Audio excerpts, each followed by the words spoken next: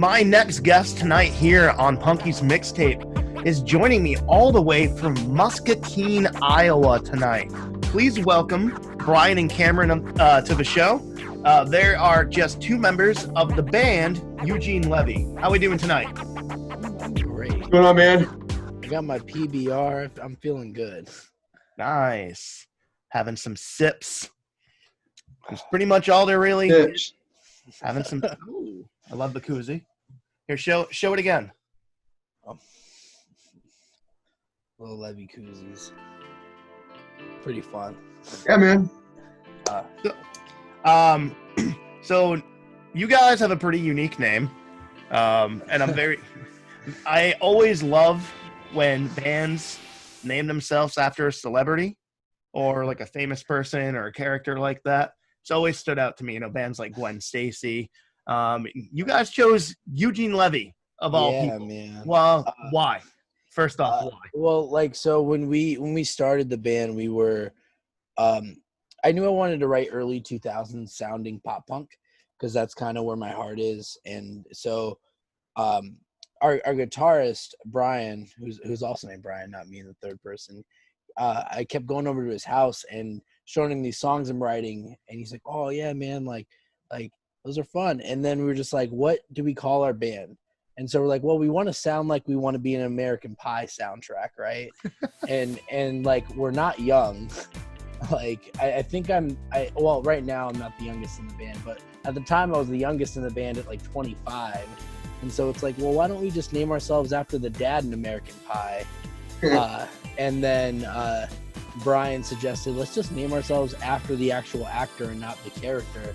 And so then we ended up just going with Eugene Levy and ran with it, That's phenomenal. Now, for those at home who have never heard of you before, tell us a little bit about your band. What kind of style and what kind of things do you guys do? What do you could probably explain it pretty good, Cameron. Oh, dude. I mean, you hit it with the early pop punk thing, right? So it's like a mixture, right? Or, well, I don't know. I joined the band, about a year ago. Yeah, a little over a year ago. So when I first joined, it was very, very early 2000s, I think. I come from a metal background, just like you, Punky. So, dude, I brought it in, I guess, to a little bit of, a little heavy with a little pop punk. So, yeah, man, I don't know. We kind of mix that modern and that old, early 2000s stuff, super poppy, a lot of punk influence. But again, kind of riff-driven, Brian. I don't know, like riff-heavy, riff-driven. I would totally agree. And then it's like vocal-driven, right? So it's riffage in the beginning to get your attention, and then beautiful Brian just is the hook master, man. I mean, I can definitely see, like, obviously the early 2000s influences. I can also see like a little Captain Chunk influences on there a bit too. For sure. And that's just without even sitting here and chatting with you guys. Who are some of your influences that kind of led to the forming here of Eugene Levy? Brian, you get three.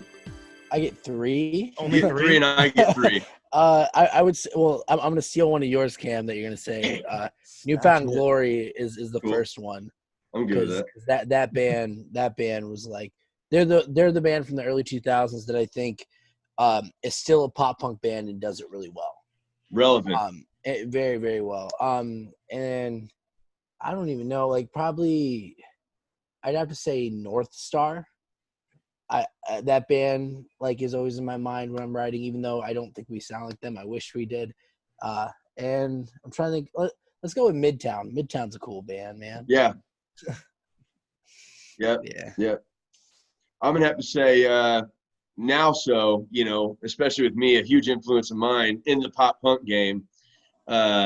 Old school would be like Simple Plan, man. Just that poppy, super catchy, very melodic. That's where I come in. I'm a huge melodic guy, very catchy, simplistic in nature. I'm going to dip into the modern, neck deep. Huge fan, dude. I'm a huge fan. Even as a 30-year-old guy, man, huge neck deep fan.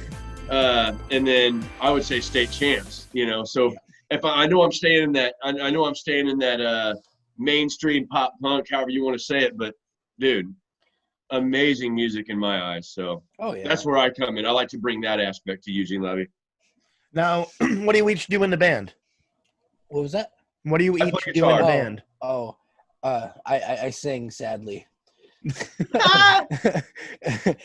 No, it's beautiful singing. It's beautiful stuff. You sing like sad in a sad manner, or unfortunately you're the singer. Or you when I don't know if you've listened to any Lead Singer Syndrome with the singer from Silverstein, but I kind of go the same route I think as a lot of singers, where like we never wanted to sing in a band, but like we were just the only person to sing in the band. You know. Yeah, and Brian's a bass player at heart. Yeah, at heart I'm reality. definitely a bass player. But like, and then I sang in my old band, and now I'm stuck writing songs, which is fun. I love singing. It's fun, but I don't like attention being on me. It's just not in me for that. I've had a lot of vocalists like that over the years that are just super shy, come out, do their thing, and just like don't want the recognition. They just don't want the attention on them. It makes me happy when people know my band name and not me. You know, like that's where like the cool things that have happened. Like my old band, somebody told me that they met somebody from, I believe, the UK, and they're like, oh hey, let me show you one of my favorite bands, and it was my old band, and like we've never been anywhere near the UK. And so, and like I was just like, yeah, somebody knows my band but doesn't know me. That's awesome. That's a good feeling, and especially when you're just starting out or getting into things. Now, how long you been doing this? Tell us a bit about your journey here along the way, both of you. You can go ahead, Cameron. You got a cool one. I like yours. And Cam, what do you do in the band? I'm a guitar player, so I do the rhythms. I write a lot of the riffs. You know, me and Brian, I guess, do a lot of the writing, chord progressions, finalizing hooks, that sort of thing. So main writers, I guess you would say. But yeah, I started out at 6 years old playing guitar just because of my dad, you know, playing in bars locally all the time. God, I can remember forever. And then picked up the guitar, you know, got obsessed, never put it down, that sort of thing. And grew up in St. Louis. So, you know, metal scene was big when I was coming up. MXPX was one of my first punk bands I ever listened to. Shout out to Nathan Reese back home. I saw them. God, I must have been like 98. I'm really jealous. Dude, I'm jealous. I would love to see him. I want to see SPX. Brian wants to be Mike Herrera, dude. Dude. I'm a little bit older than you guys. Might not look it, but I'm just a little bit older than you guys. Positive. Wow, dude. At least we have music, man. At least we have music.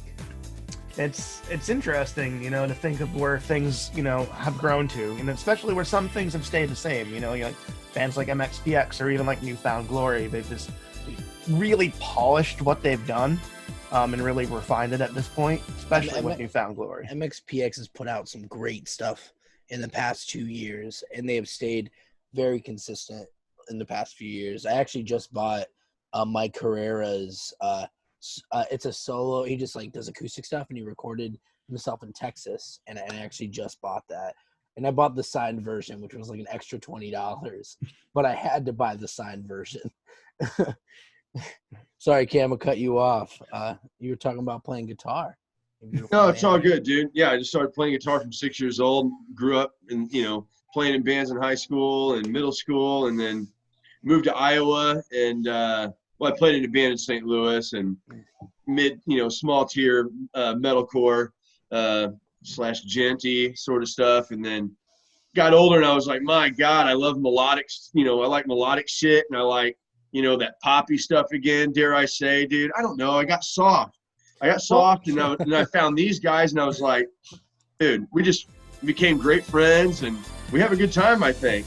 Maybe not. Do we, Brian? Do you have fun anymore? I would say I'm having a lot of fun lately.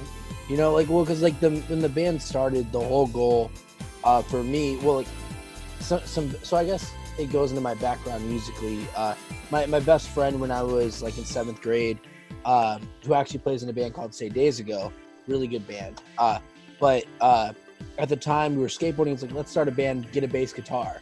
And so my my uncle ended up buying me a bass guitar. I didn't know what the fuck a bass guitar was. When I thought of a bass guitar, I thought of Patrick Stump, who is a guitar player, Yep. not a bass player. Not a bassist.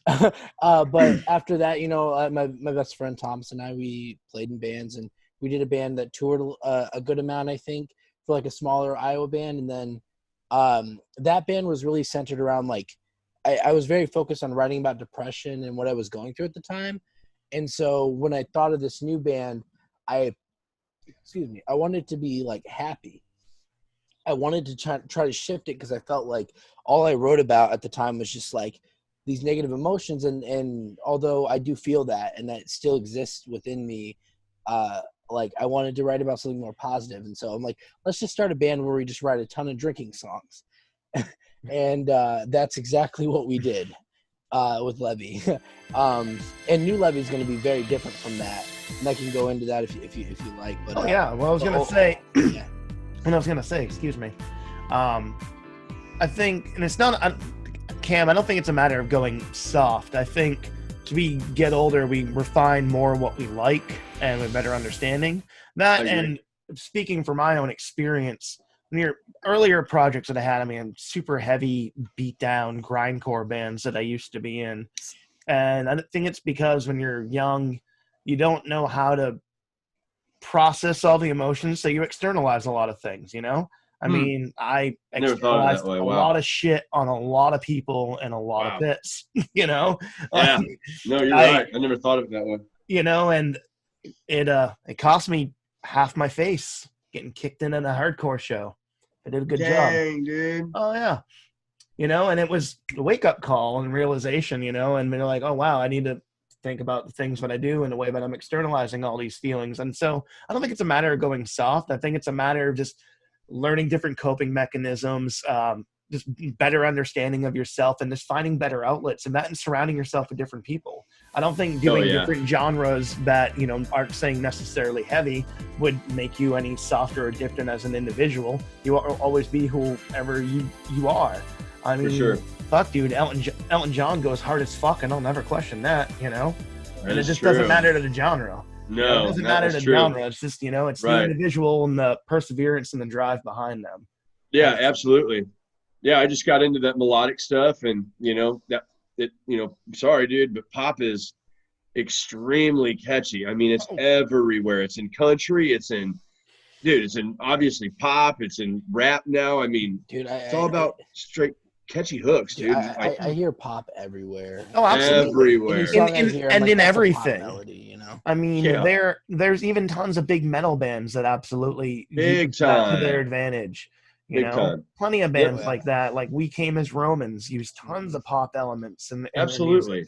And still with kind of on the metal and kind of the poppy metal side of things.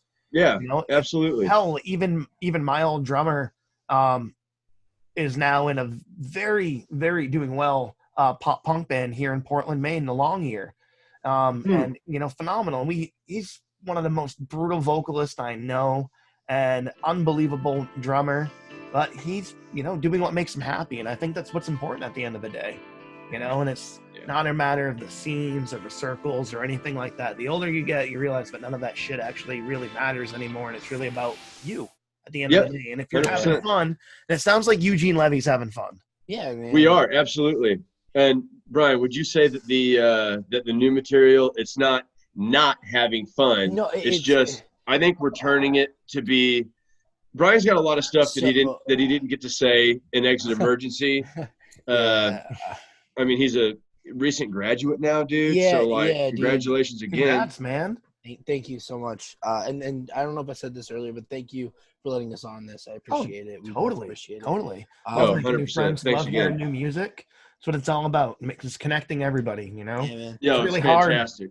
hard. It's hard right now with everything the way that it is. Everybody's disconnected. We can't go out to shows. Yeah, that was my entire social life. Even if I didn't say more than 30 words to a person, I mean, hell, that was what I had to do, and go to a show and film or hang out or go and play a show. Without it, kind of feel lost without live music. It's really weird, man. On the flip of that, I actually just checked out. I just followed your ex-drummer's band, The Long Year, so I can check it out later. Yeah, definitely so do. They, Dude, when we come through, if we ever go to the East Coast, Brian, we need to get a hold of this dude. Yeah. Well, absolutely. Get a show together or something. You know what I mean? Get us on. Oh, Or, yeah. you know, vice versa. Come to Iowa. Don't be scared. Mm-hmm. Oh, trust me, when things open up, I'll be traveling a lot. Oh yeah, Dude, I got a couch you can sleep on if you're near. 100%. But going back to the thing Cameron was kind of talking about. So like with Old Levy, it was very centered around like drinking because I wanted to do something a little more happy, a little more upbeat, and so we did that. And now like we've written about 2 EPs and 2 like singles, if you can call them that, about like it really centered around drinking. And now I'm like, okay, I could go the rest of my life without saying the word beer in a song ever again. Just because like I did what I wanted to do with that. And so now it's like, okay, well, now that I feel, because the biggest fear with Levy for me was, what if people just think it's a continuation of my old band? Because this is technically my second band that is doing stuff. And so I was scared, like, what if somebody thinks this is just the same band? And so just recycled forward. Exactly. And that's why I like did such a shift, was so people knew that it was, you know, something different.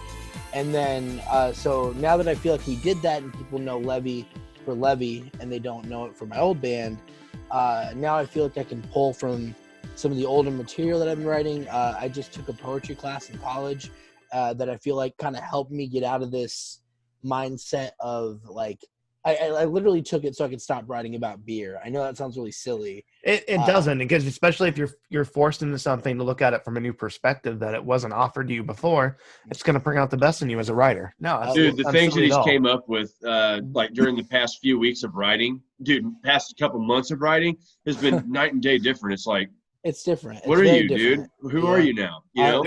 Might I ask what your cat's name is, dude? That up he's there, got a cat? Yeah. Yes. There's a Look cat. at him my up there. co-star. I see a cat. That's Toki Warcat, Oh, that's dope. That's and dope. you might see another one, smaller one, and that's Nami.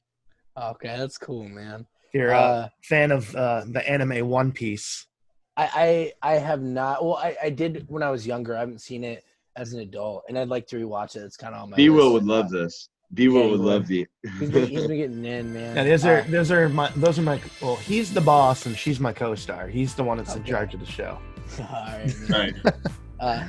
So you're moving forward, doing different things. I remember we were talking about before when we're before doing the show, that kind of the pandemic kind of halted you guys working on your EP right now.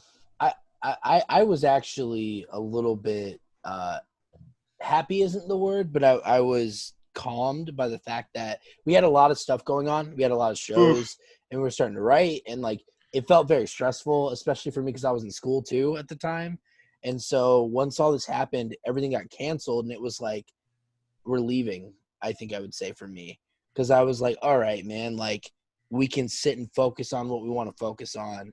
We don't have a bunch of shows happening. Go for the longest time, man. Like a show, you know, a show a week. You know what I mean? Like, and that's a lot for a local band, dude. But it's like starting to get to the point where we're oversaturating the market. We have nowhere else to go. We're like, you know what I mean? Playing a rotation of clubs, but they all want you there because you're the hot. You can only do so right much, and you're asking the same people to buy tickets once a week. You know what I mean? Like, just doesn't work out. So, and then on top of needing to put out new material, it was like, you know, man, we really needed a break. And I hate to say it, that this was almost like what we needed, but it is. And now I think we come back totally fresh. I went in and recorded just six tracks of just demos that came to my head that I'd had in my phone forever. I went to my buddy Aaron Isaacson, who records us now. He's our engineer, producer. Went to him. I was like, dude, I got to get these out. Put them down, and we've just been sitting on them for like 2 months, man. Just sitting on them, picking them apart. And now, boom, here we are. Booked on the June 27th and 28th. Put out a cover song with the gentleman that asked us to do so here locally, which is super cool. And we're going to try to put out 2 singles, dude. That's awesome. I'm definitely excited to hear it. Oh, yeah. So, and I think a lot of people are in a similar boat that kind of use this downtime to their advantage. let it be because Big things were time. just kind of beginning to boil over and get too Yeah. much, or Yep. or just mentally needed it, and then everything else starts happening in the world. So it's Yeah. Yeah. it's something else right now, but Definitely. And I think shows are what brings people together, dude. If there's anything that we can open up, you know what I mean? Like, I get it. Grocery stores and, that's all super, super essential to open up, it's how we live. Right. So, but, I don't know, man, it wouldn't hurt to get some people together, I don't know. Brian, do you feel a vibe at shows, dude? Like just such a uniting vibe. Well, what's cool about shows for me is like I just get to see a bunch of people that are like, I don't know, man. Like if you're at a show, you're my friend. For real. Like I like to think that like I always tell people like at shows when we're playing or something like come say what's up, like be my friend. Like that's all I want, man. I hate Yep. I hate the term fan, or hate is a strong word for that, but like I really dislike the term fan. I'd much rather everyone be my friend, man. Like For sure. I don't like that barrier, that idea. that's the right attitude to have, and that's Yeah. not the first time, but I've heard that either. That's good. And I think that's what makes for really approachable music, and that's what makes I think people want to go out. You want to connect with people like that. You don't want somebody with that overinflated ego. Yeah. That I just can't stand. Not my cup of tea. Nah. I'd rather be out back in the parking lot, sitting on the tailgate of your van, drinking a warm beer because it's all that's that's all that's there. But we're all shooting the shit and we're all having a good time. Dude, that parking lot life, people don't understand that there's magic. There's magic totally in between bands, during setup and teardown. There's a magic in that air when you're hanging out. And I miss it. That's one thing I definitely do miss. I love parking lot life at a show. It's one of the greatest things. You make all your connections there. You talk to the headliners there. You talk to everybody. You get fights there. You break up there. You get married there. All the crazy shit happens there. For real does, man. I've seen it all happen. Yeah. People walk outside spitting teeth. I've walked outside spitting blood more times than I know. Dude, you make me want to name a song. Like we like really long. Well, actually, I don't know if I really like long song titles. Me but I kind of too. want to take that like parking lot life and be like and put it in a really long song title. Like That would it'd be just cool. be so sick, dude. Like Do it. a good example, and I think it's fair if I say the name now because we're gonna go record this song. So I love long song titles. I don't know why. I think it's because like Fall Out Boy did it, For Your Strong did it, and like I don't know. There's something about every time I see a record and there's long song titles, I just want to listen to it. I don't know if that's like everyone or if it's just me. No, and there's an allure to it to me because it's almost like it's a little bit of poetry on the back of the line on the liner notes. 100%. Yeah, dude. And so what I'm doing is the song we're about to go record. Are you cool with me saying the name of the song? Go ahead, bro. Oh, it was if there's a Guinness Book of World Records for holding grudges, I'd be in the Guinness Book of World Records. You know what I mean? It's just That's a good one. but that's where it's going to be a good song too. By the I'm way, excited on that one. I'm excited to hear it. yeah, it's going to be a good one. That Like one's you said, the lyrical context is going to be Yeah. way more relatable. Yeah, because like the difference was like so I was writing about beer before because like to me that was like kind of a unity thing with my friends and it was just something fun. Everything and is then, about friends, dude. Yep. and it really is. It is. But like so now I'm exploring like different ideas. Like that one's kind of about a grudge that I've held for a really long time. And to me, it was important to get that out just so Get that out, dude. I can Get let it it off go. your chest. I just want to let it go. I like hold that weight. I'll be all frozen about it, but I just want to get rid of that grudge, put it out there, and then just leave it and let it be gone.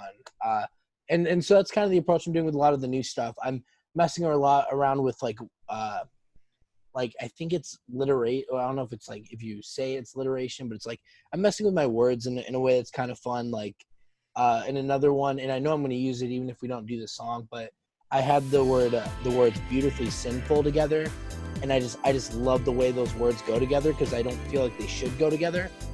Yeah, and they're so, two different things. Absolutely. Exactly, and that's kind of like the hope with this new stuff is Dude, that I Trent can write. Reznor made an entire Yeah. career out of the words beautiful and sinful, so don't worry, you got it. Well, I was listening to a lot of Alkaline Trio at the time,